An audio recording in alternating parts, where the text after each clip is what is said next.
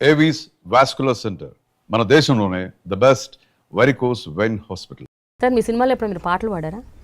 నేను ఎప్పుడు పాడలేదు. పాటలు నేను పాడిన పాటలు అంటే నేను పాడడం కాదు, నా మీద పాటలు పిక్చరైజ్ చేయడం కాదు. మీరు పాట లేదు, మీరు పాడలేదు, ఓన్లీ మీరు రాశారు, మాట్లాడారు, అంతే. అంతవరకు నా మీద పాటలు పిక్చరైజ్ చేసిన, బహుశా క్యారెక్టర్ ఆర్టిస్ట్గా నా మీద పాటలు పిక్చరైజ్ చేసినట్టుగా చాలామంది క్యారెక్టర్ ఆర్టిస్టులు మీరు చేసి ఉండరు. నా మీద పిక్చరైజ్ చేయడానికి పాటలు రాయించుకున్నారు.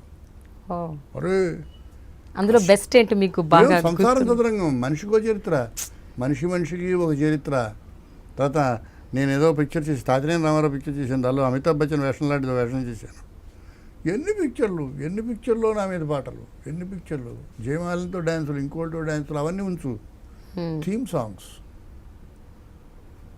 అద్భుతమైన songs, very rewarding. I tell you వెనక్కి తిరిగి చూసుకుంటే సినిమా అని అనిపించినా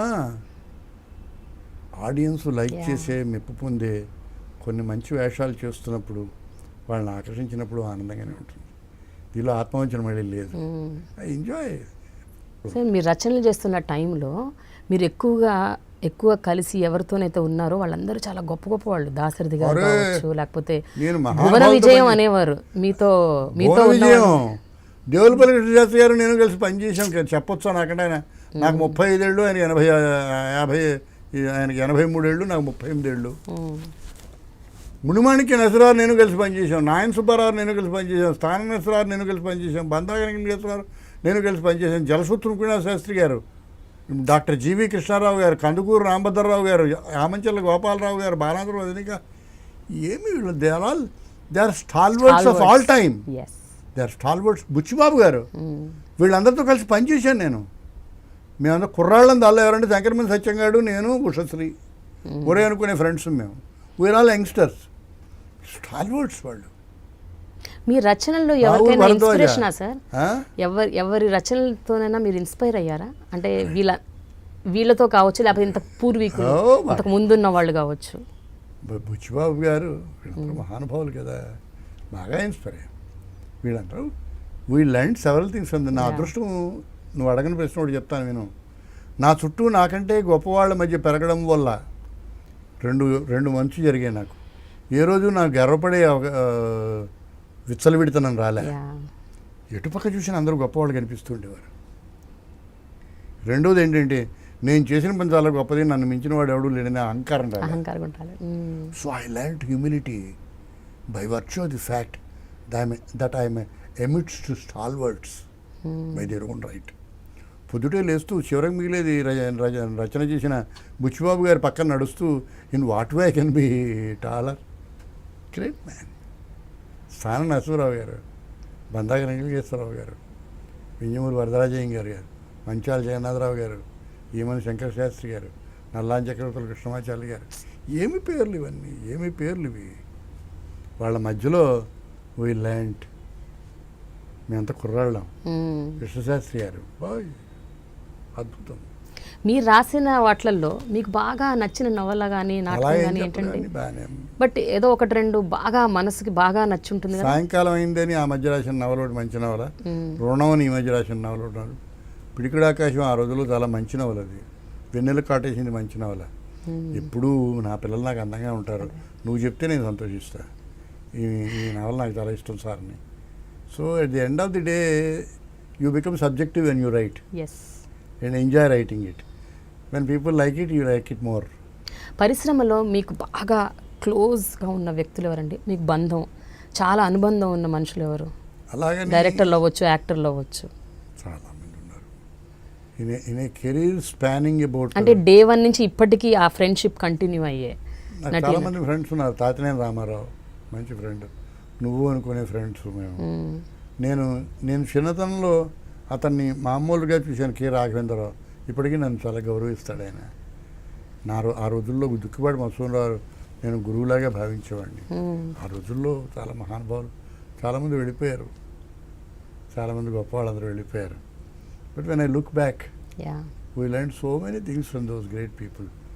నా కెరీర్, సినిమా కెరీర్ 53 సంవత్సరాలు. So it was a journey. It was a journey. But ఇప్పుడు జనరేషన్ అందరూ చాలా మంచివాళ్ళు. దే ఆల్ రెస్పెక్ట్ మీ. వాళ్ళందరి మధ్యకి నేను షూటింగ్లు వెళితే దే ఆల్ రెస్పెక్ట్. వాళ్ళందరూ స్టాల్ వర్డ్స్. బాహుబలి చేసిన అతని పేరు రాజమౌళి గారు. మనం ఎప్పుడు కలిసి పనిచేసాను సార్ మన ఇద్దరం. మా నాన్నగారు మా చిన్నాన్నగారు డైరెక్ట్ చేసిన పిక్చర్లు మీరు యాక్ట్ చేశారు, నేను దానికి అసిస్టెంట్ డైరెక్టర్గా పనిచేసాను సార్ అన్నాడు. మీకు అర్థమైంది కదా. సో ఇవాళ మీడియం యొక్క విస్తృతిని, మీడియం యొక్క గ్రేట్నెస్ని పట్టుకున్న చాలామంది ఉన్నారు ఇవాళ. చాలా గొప్పవాళ్ళు ఉన్నారు వాళ్ళు. They are doing wonders. I'm నెగిటివ్గా ఆలోచించే పని లేదు. వేరే Baahubali we can be proud of. Krish తీసే పిక్చర్ మొన్నటిది అద్భుతం. So we are happy. ఇప్పుడున్న నటుల్లో మీకు ఎవరు నిజంగా మంచి చాలా తక్కువ అమ్మా, చాలా తక్కువ. నిజంగా చాలా తెలియదు. I have to learn so many things. లేటెస్ట్గా ఇప్పుడు ఏం రాస్తున్నారు సార్ మీరు? ఇప్పుడు నేను ఒక మ్యూజిక్ రుణం మననే కంప్లీట్ చేశాను.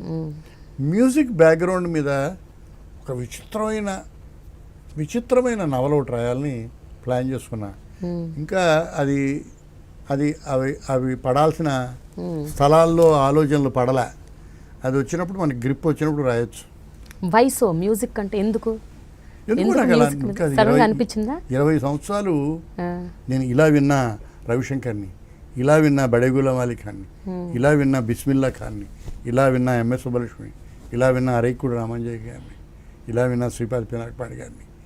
సో మ్యూజిక్ ఈజ్ నా యాక్టివిటీకి సంబంధం లేని, నేను విపరీతంగా అభిమానించే ఒక ప్రక్రియ. నువ్వు అడగలేదు ఆ ప్రశ్న.